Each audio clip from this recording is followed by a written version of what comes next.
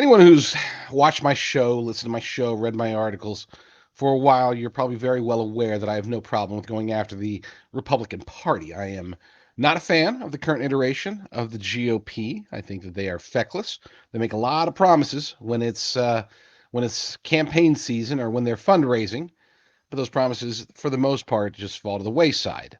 We've seen just a handful, and a very tiny handful, of Republicans that actually do what they say they're going to do, that actually try to keep their promises. And these are, of course, the very small minority of America First patriots within the current modern day GOP. But the reason that I still generally support the Republican Party isn't because of anything they do. It's really because of their opposition has become demonic. This isn't just Democrats having bad ideas or making government a little bit bigger.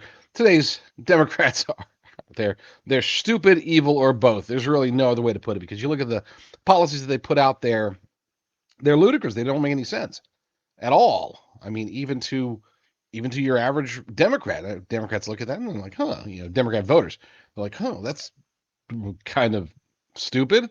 Why are they doing that? well, at least they're not putting out mean tweets. I don't know. I don't know what Democrat voters think anymore, but I do know that the Democrat lawmakers in Washington State are among the worst. And Jason Rantz, good buddy of mine, who I've interviewed on this show, writing for MyNorthwest, highlights something that it's kind of the epitome of what Democrats do today. They put out a policy and it creates a massive problem. So then they put out other policies that try to fix the problem, except it doesn't, or it creates new problems. It's just a repetitive cycle. And that's my intent, by the way. It's not like they're not just incompetent. They actually want the problems that they create to be created so they have a reason to exist. Because if they can stop making problems, if those problems get solved, then they really have no way to gaslight the people into thinking that they're the right solution. This article over at mynorthwest.com by Jason Rantz: Democrat law gives syringes and crack pipes to kids. Hey, brilliant. That's how we're going to solve our problems. And you might think, oh, maybe that headline is just, over the top or something. Maybe it's not really that bad, but let's read the article, or part of the article, and see what it actually says. The so-called Democrat fix to the Washington drug crisis would give children syringes, pipes, and other drug paraphernalia. It even sets up a work group to explore legally supplying drugs to addicts. This would turn the government into the state's largest drug dealer, after the Washington State Supreme Court declared our felony drug possession law unconstitutional. Democrats advanced a temporary bill legalizing personal possession of all drugs. Most of you are very familiar with that, and you're familiar with the results. It's taken a bad situation and made it worse, especially in cities like Seattle. Back to the article. It's directly led to a historic fatal overdose crisis.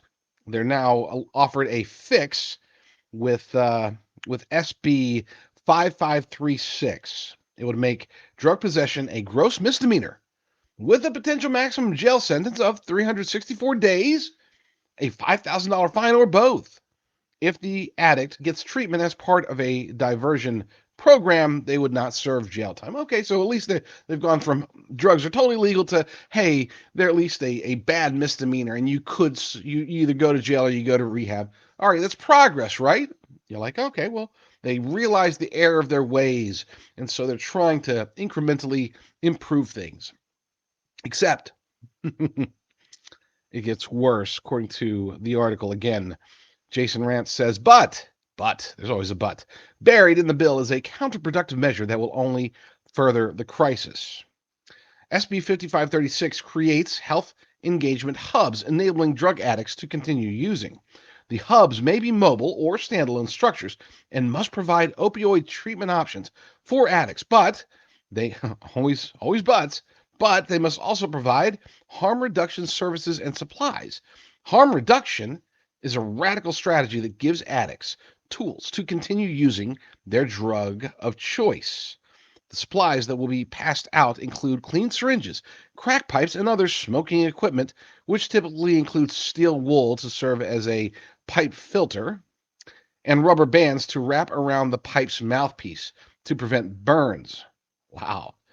By law, these hubs must be open to youth as well as adults.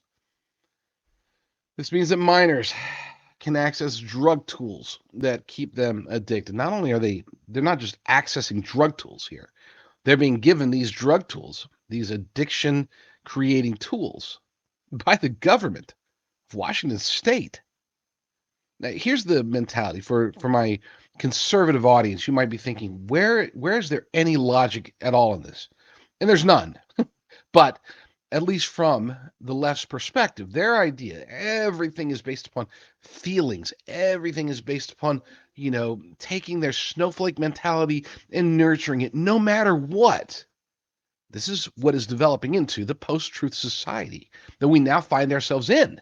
This is the problem. This is why we have all the wokeness, because wokeness is sensitive, and sensitivity is what people need. We don't need, from their perspective, they think we don't need police to go answer 911 calls. We need social workers who can sit there and just be a shoulder to cry on for those criminals, and we don't need to take a drug addict and put them into a harsh program that might actually force them to live life without drugs. No, no, no.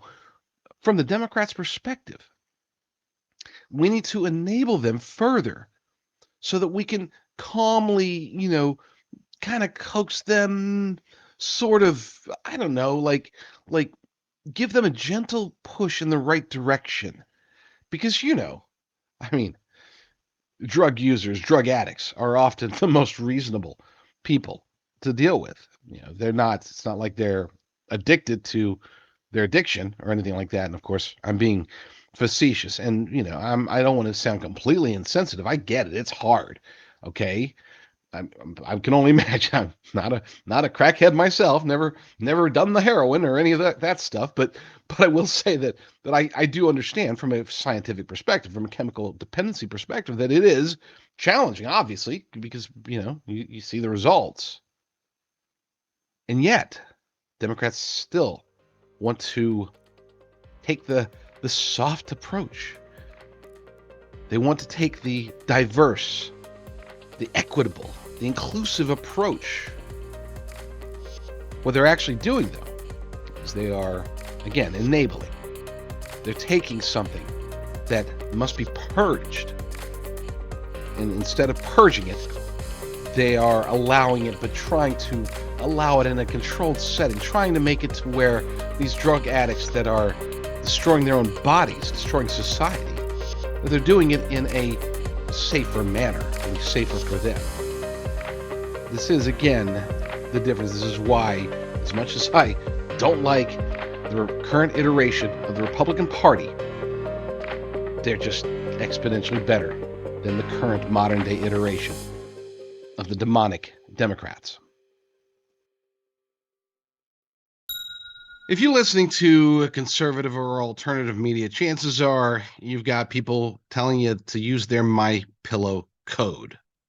I'm going to be one of them. I love Mike Lindell. I consider him to be a friend. I love MyPillow. I consider them to be the reason that I don't have back problems. I'm not kidding.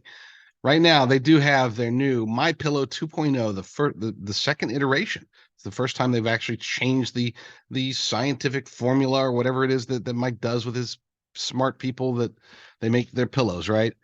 You can buy one, get one free by going to mypillow.com, selecting MyPillow 2.0 and using promo code JDR. And you might ask, why should you use mine instead of anybody else's? Look, all the codes are the same.